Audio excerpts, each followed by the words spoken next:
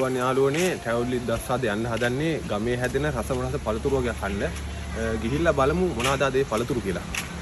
මම දැන් ඉතින් ගමේ යාළුවෝ සෙට් එකත් එක්ක ගමේ හැදෙන රසම රස පළතුරක් කන්න පිටත් වෙන්න හදන්නේ.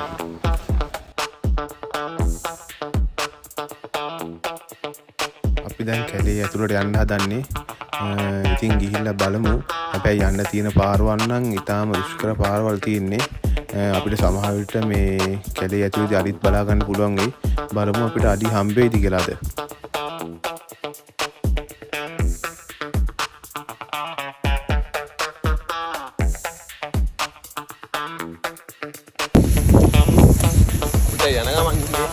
ඉතින් දැන් අපි යන්න හදන්නේ වීදි කලාපයේ සමහර ප්‍රදේශවල හැදෙන පළු කියන කැලෑ පළතුරු හදන්න.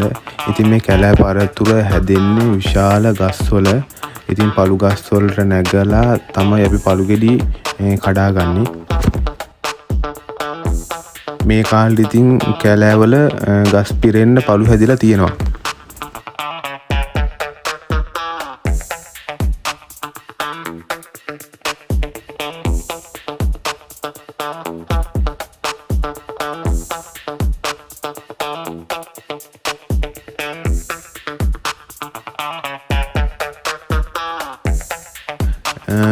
මේ තියෙන ඉතින් අපි දැන් කඩාගත්තු පළු ටික ගහේ කහ පාට තියෙන පළු තමා හොඳට ඉදුණු ඒවා. දැන් ඉතින් අපි ගස් නැගලා මහන්සියෙන් පළු ටික කඩාගත්තා.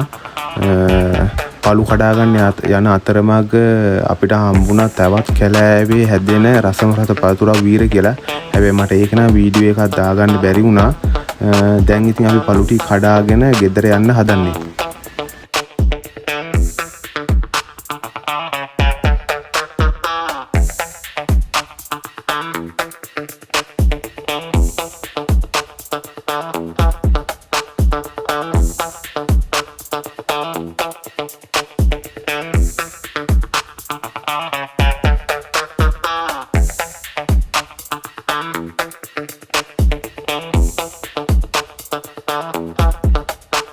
ඉතින් යාළුවනේ අද මගේ vlog එක මෙතනින් ඉවරයි.